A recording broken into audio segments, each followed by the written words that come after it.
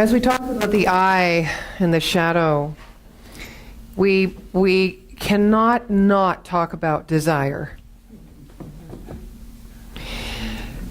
In metaphysics, in science of mind in particular, Dr. Holmes talks about something called the divine urge, and he makes it a good thing.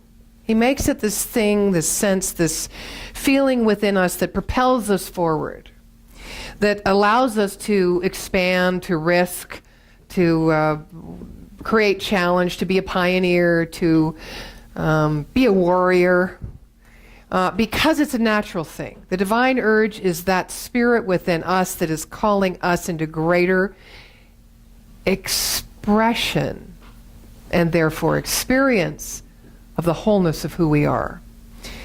And when I talk about the wholeness of who we are, I like to label it soul, our soul, because I have this idea that comes from our languaging, which is there's the ego and then there's the soul or the spirit, right? And people talk about one or the other, and we know that it's a blend. It's all one. It's all part of who we are and what we need to traverse in the earthly form, in this physical world. Because there is form, there is duality. It's a given. But that divine urge is that feeling that we get, and sometimes it comes with trepidation or a sense of caution or wariness. Other times it comes with impulsiveness. That would be me. or spontaneity. How about healthy spontaneity? Aren't words fun? Desire in the Buddhist tradition, often if any of you, of course you all studied Buddhism because we're spiritual seekers, so we've dipped into everything. And the first thing that comes up in Buddhism is, the root of all suffering is desire. So if we look at divine urge and we look at desire, I think we're talking about the same thing, because in both, the importance is mindfulness and intention. What are the seeds we're planting? From what are we seeing? From whom and what are we thinking? Are we spirit-led and spirit-fed? Think about that for a moment. If we are spirit-led, if we're guided by spirit, which is that wholeness, that whatever you want to call it, that higher wisdom, that knowing, that deeper knowing within you, if you're guided by that, then you will create a life in which you are fed by that. They go hand in hand. But sometimes we desire from that place of lack and limitation. Right? The grass is greener. This ain't working. I'm not getting what I want, which means satisfaction, fulfillment. Now, by applying this or that idea or technique or philosophy, I'm not attracting to me that which I envision will really bring me happiness, so I'll just go over here and desire something else and try that out. I know, because I have a closet, several closets full of clothes, and when I get bored of something, I buy something else and wear it. When I buy a present for someone, I have to give it to them right away, because I want the experience to continue of the excitement that I had in thinking about that person and wanting to give them a gift. I don't wait till Christmas.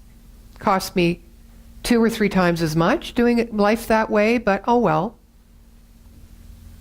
Desire's like that. A lot of the times it's born from the need, that instant need of fulfillment. We need to feel fulfilled, or we need to feel achievement, or we're hungry. We're talking about appetite suppressants, be gone. We know how deep our hunger is, and we know how to satiate our appetite. We're very skilled at that. The Buddhists would say, though, that is desire coming from the unskilled mind, as opposed to desire coming from the skilled mind. So what is the skilled mind? If we are spirit-led and spirit-fed, then the skilled mind is the mind that knows that when happiness is where we are, and when we move from that place, then we see it everywhere, and we are better positioned in mind to be of service to ourselves and the greater good as one thing. But often our desires, and we have crazy desires. We have desires like, I don't want to grow old. Well, what kind of a desire is that? You know, it leads us on a crazy path. Okay? But if we were just spirit-led and spirit-fed, we would know that how our life as human beings unfolds is right and perfect.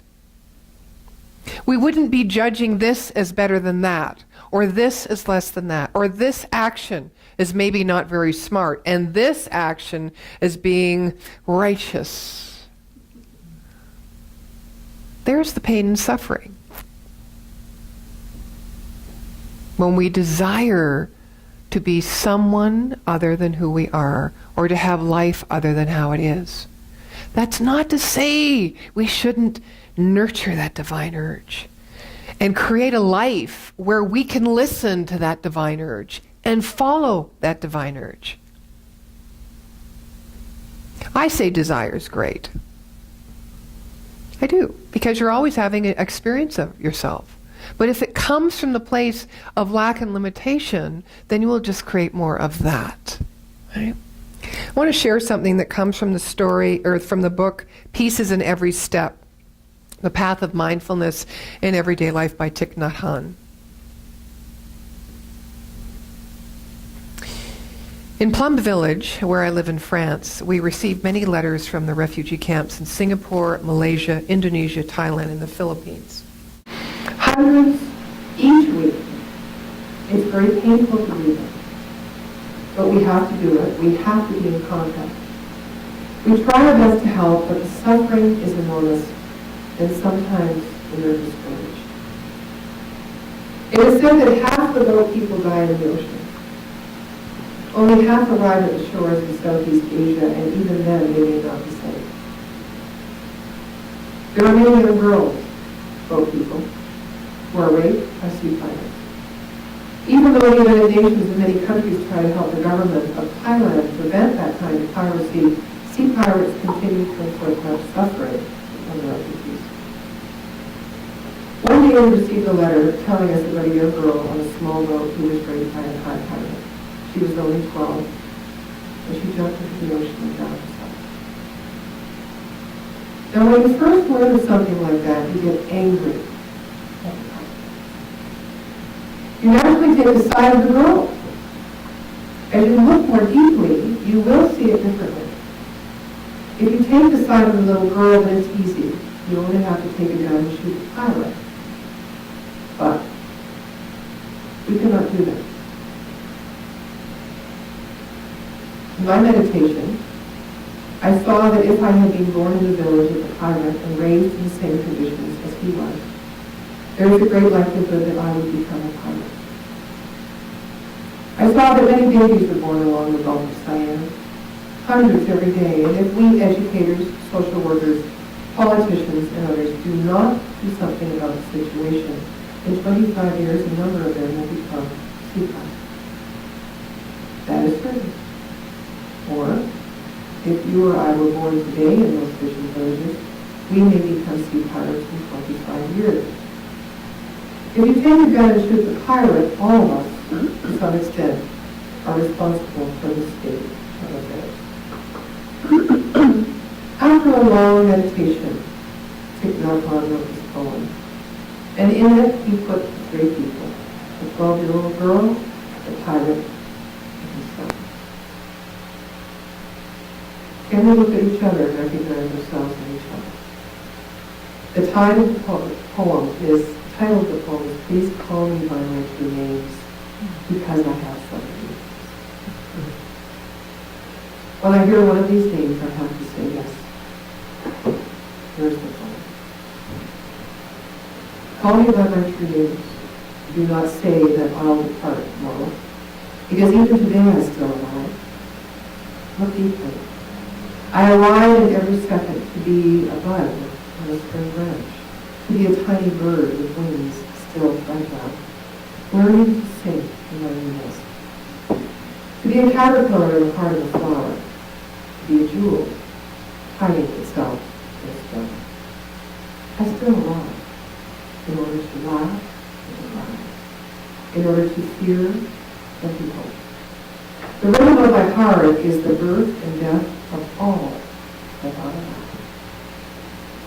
I am the mayfly metamorphosing on the surface of the river, and I am the bird which, when spring comes, arrives in time to eat the mayfly.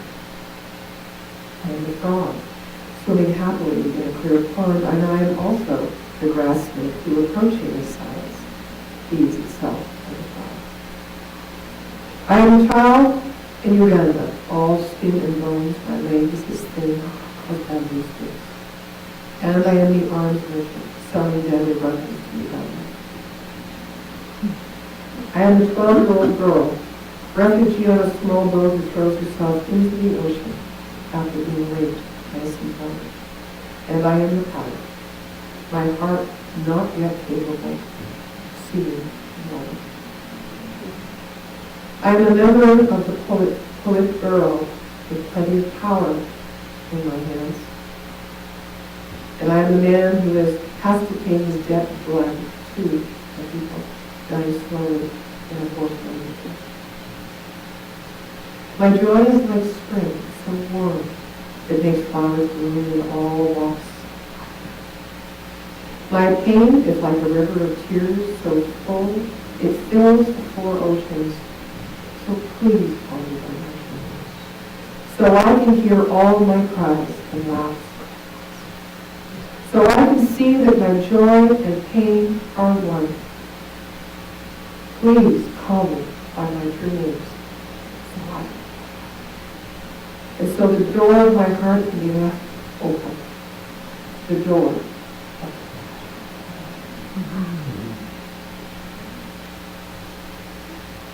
the eye.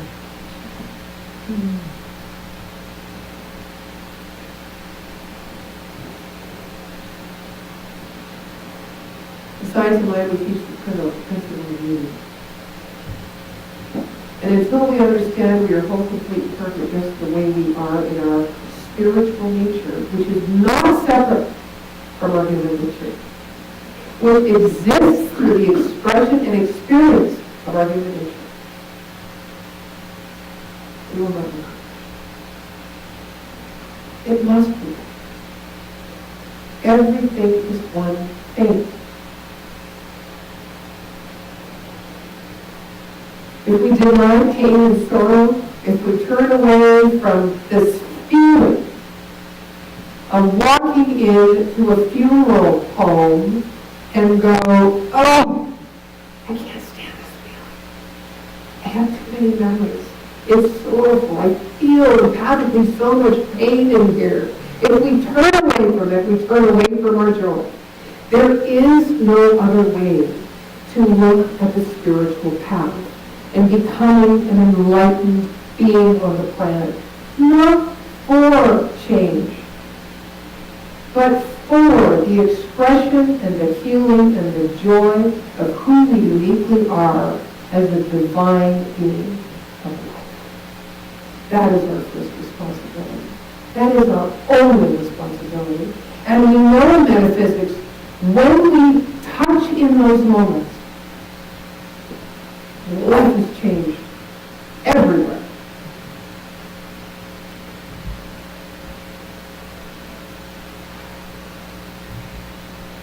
That's what we're looking at.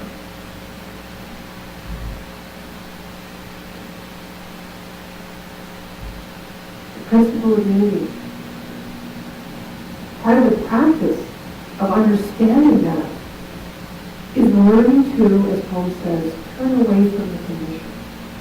It doesn't mean don't be compassionate around the condition. It doesn't mean for one moment think that we have not contributed to the condition, but it means do not go into separation around it. Don't pull yourself so far back that you cannot see it and have compassion, but know that it has no power because it is an effect of something that has gone before. Stay in the mind of God. Stay in the truth of who you are. Stay in the consciousness of wholeness and perfection. And what happens is you start to be able to be so compassionate because you're not afraid of any feeling. Because you see yourself in that.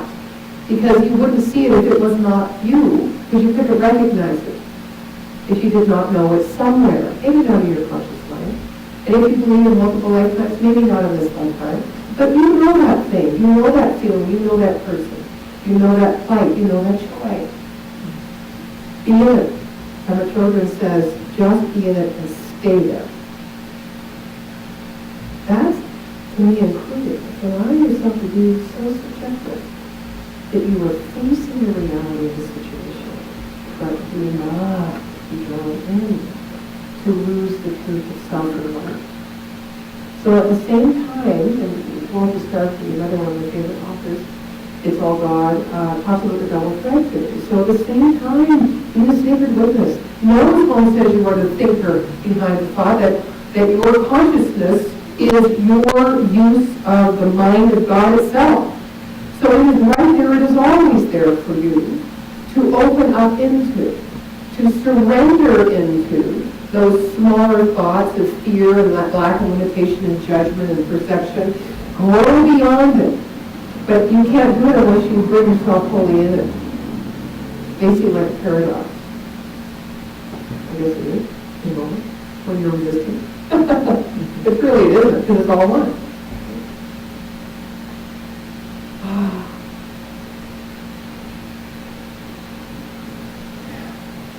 There's no private, there's no private.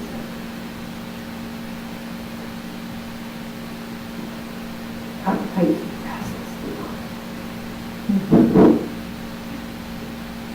taste it. Taste all of it.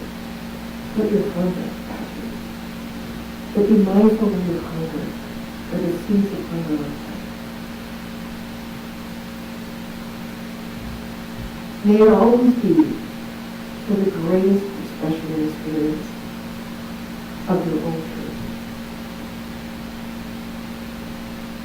Stay out of the way in the land of effects. Notice them. Be grateful for them. Be not resistant to them. Bless them and let them disappear. Do not put energy. We know where our energy is. We want to be spirit-fed, we must feed ourselves with our consciousness. There is so much joy to be had. Interesting, I was going to say so much work to be done. Isn't that interesting? So much joy to be had. And so much pain to experience so that we may know the wholeness of life itself. We want to be alive. We want to be fully alive. And in moments, we are. And in our experience of it, we always are fully alive. We can't lessen any thought, feeling, action. We must call it all good. That is about embracing and inclusion, so that we can transcend back to the center of the wholeness of consciousness.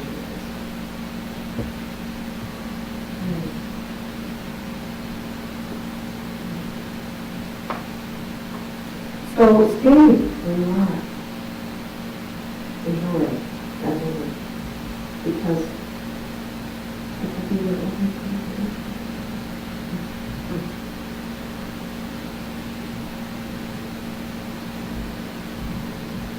I'm moving into a little bit of deep water here, because it's a personal thing, and it's fairly fresh. I was sharing with, oh, by the way, Maureen's 70 today.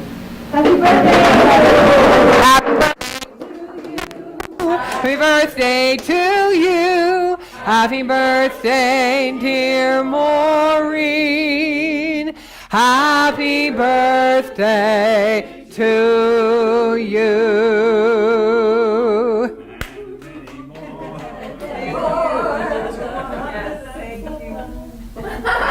It's funny how that came up right at that moment. Yes. So most of you know my mom recently passed 3 weeks ago. And, like all children, we have our issues with our mothers, right? Most of us do, at some point in our lives. I was very fortunate because I consciously brought her back 10 years, a little over 10 years ago, as an only child to heal stuff.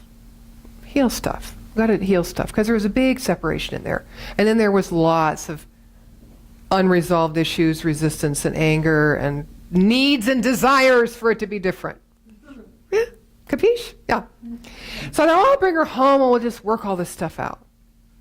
Now, you might be sitting there thinking, yeah, best laid plans. But truly, we worked everything out between us. There was nothing between us. It was so complete. When she was ready to go, she stated it. I'd already released her. She was able to release me. It was grateful. It was gracious. It was gentle. And I was with her in the last breath as she looked at me. How perfect is that? The biggest issue for me, it was called love and money. Those are my issues. And I blamed her all my life for loving me with dollars. I thought it was impersonal and it was a cop-out because she wasn't present in my heart. I didn't care about the money. What happened? Well, let me tell you, it's been a real fun life. Bring it in, let it go. Bring it in, let it go. Don't bring it in, let it go anyway. I don't want to. So I had this love-hate relationship with money, right? But I've always provided for myself, and I've always created marvelous things, places to live, the ability to travel. I've never been without. I've had a rich life. And yet I still had that issue. Now, I knew that when my mom passed, I suspected, unless she lived 10 more years, people kept saying, you think she's going to go? She's probably going to live 10 more years. And I went, because I've already been caring for her for almost 11 years, and loving it and being grateful just because I had my mom. But, there's black humor in all things, and I'm a little irreverent, so... Anyway, I did know that she had prepared and provided for me for a little financial stability when she passed. That's what happens when you have 4 husbands. So how many of you have? I'm sorry, no.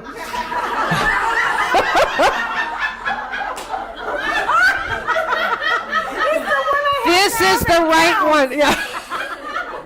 Only one that counts. Doesn't matter how many before. No.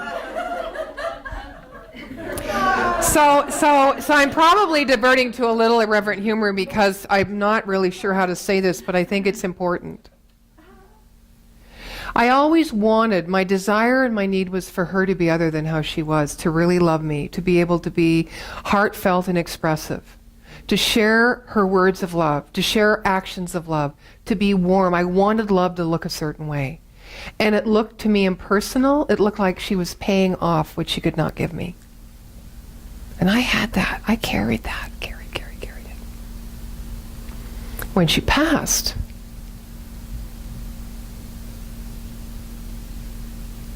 I realized, and even though I logically said, well, she did the best she could. If she knew a better way, she could do, you rationalize it all the way down the line. But when she passed, I realized that she not only provided me in life, physically speaking, she was always my fallback if I needed anything. I never asked her for a thing. But she came through because she was my mom and she knew when I was in need. But I was very proudful. I never asked for anything. Right? But she provided me that way in life, and she provided me that way in death. She never did not provide for me. And somehow I was able to put a deep love together with the way in which she loved me.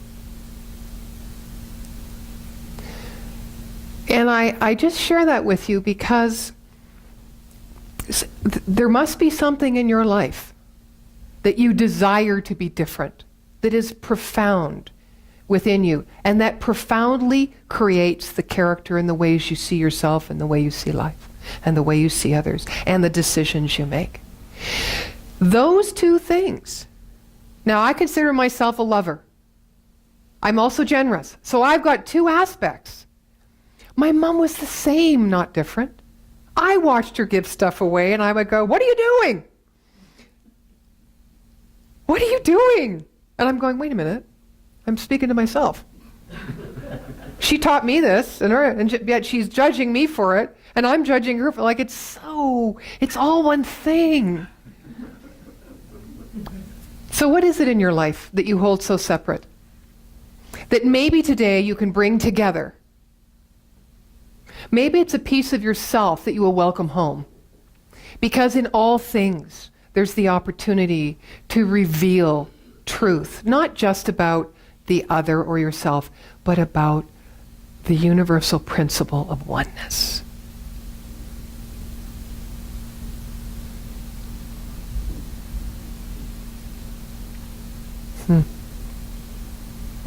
And just to end on an irreverent note, you know how you say sometimes, "Do I have to die to get it?" And so today I realized I didn't have to die to get it, but my mother did.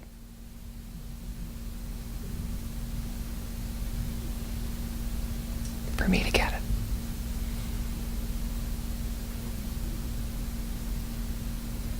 Blessings on my mother. And blessings on each one of you, because you will be that mother for someone else. Hopefully, it will be for yourself.